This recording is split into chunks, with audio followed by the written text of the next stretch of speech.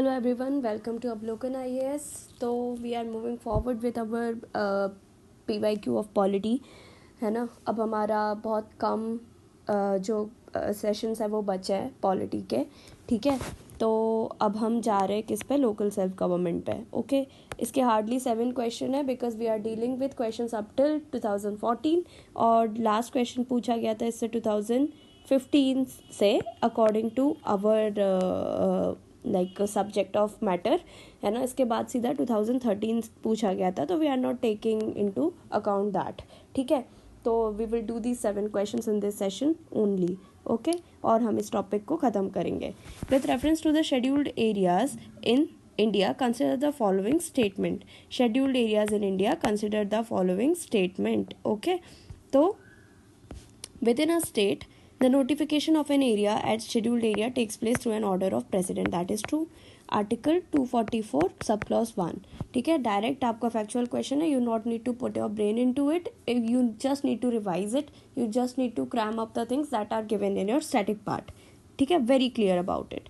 Second, the largest administrative unit forming the scheduled area in the district and the lowest is the cluster of village or the block.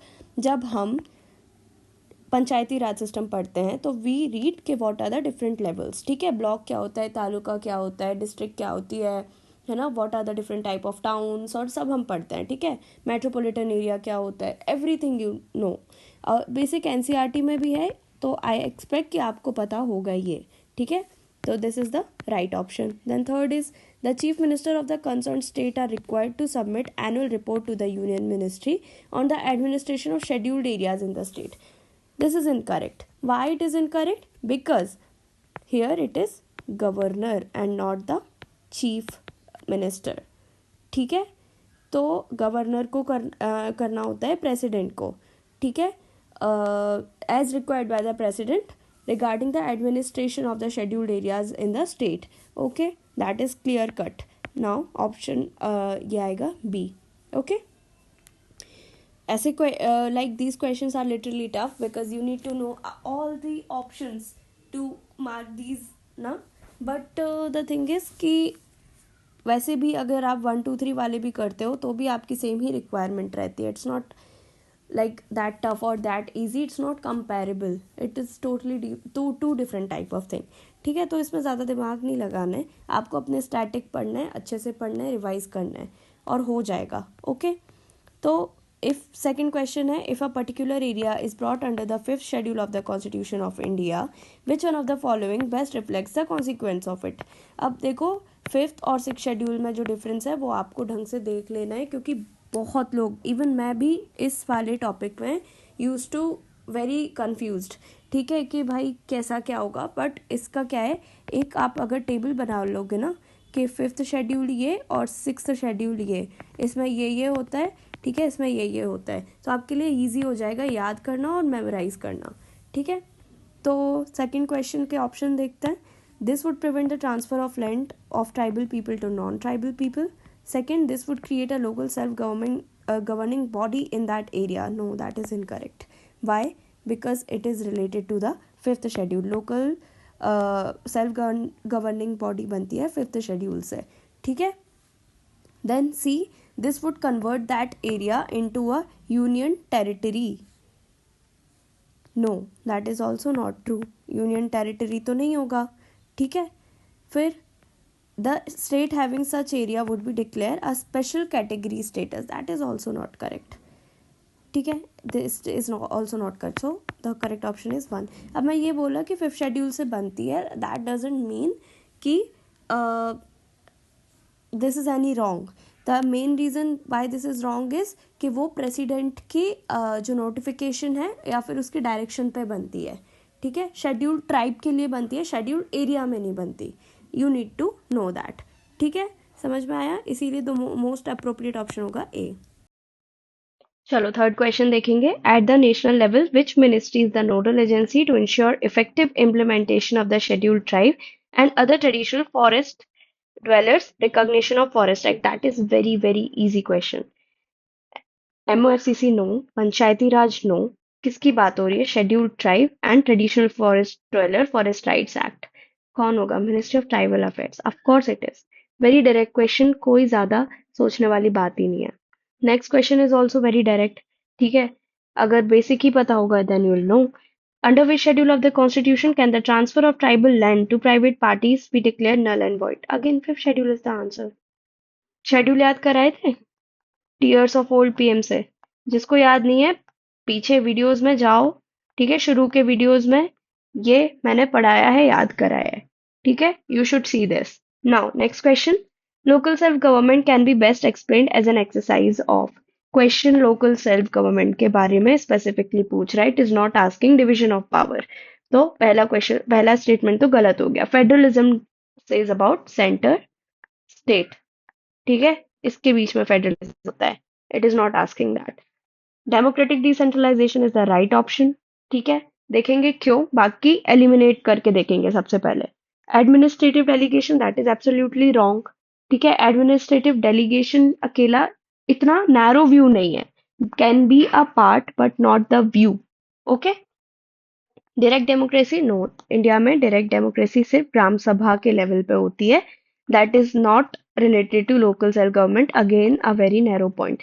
तो क्या होगा, democratic decentralisation grass root democracy को facilitate करने के लिए। Okay, ठीक है, चलो नेक्स्ट क्वेश्चन देखेंगे।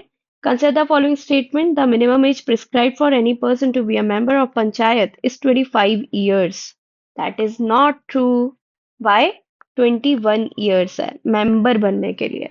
ठीक है, 21 ईयर्स है। Adult franchise 18, member of panchayat 25। Remember that, adult franchise 18, member of panchayat is 21. Sorry, 21. It's not 25. Okay. Then next, a panchayat reconstituted after premature dissolution continues only for the remainder period. This is again from your static source. That is not very difficult. You should know this. Okay. So second is true. That is two only. Okay. समझ में आया? A panchayat reconstituted after premature dissolution shall continue only for the remainder of the period. You should remember this statement. Now, last question देखेंगे इस पूरे topic का और इस video का। ओके, तो ऑप्शन बाय ऑप्शन जाएंगे, कोई ट्रिक से नहीं जाएंगे कि ऑल 1 2 3 4 लगा देना है ऐसे क्वेश्चन में, अगर नेगेटिव टर्म ना हो तो। will not to take the bait. Okay, we will go through each option. Actually, this question is very important. You need to, if you need to see the philosophy of UPSC, you need to look at these type of questions. Okay, so the fundamental object of Panchayati Raj system is to ensure which among the following: people's participation in the development. Okay, that is true. अब इसमें जहाँ पे one नहीं है वो हमने हटा दिया, that is option B is now cut. Political accountability, now Panchayati Raj system के ऑब्जेक्टिव की बात हो रही है। ठीक है, पीआरआई के ऑब्जेक्टिव की बात हो रही है।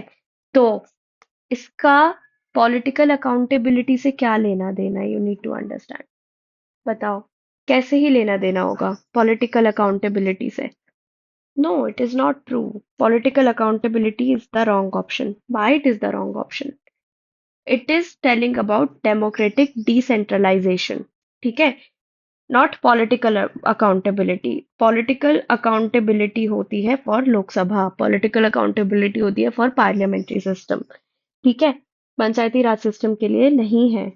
डेमोक्रेटिक डेवलपमेंट, डेमोक्रेटिक डेवलपमेंट कैसे आएगा? सिटीजन पार्टिसिपेशन से आएगा। वो कैसे आएगा? डेमोक्रेटिक डिसेंट्रलाइजेशन से आएगा।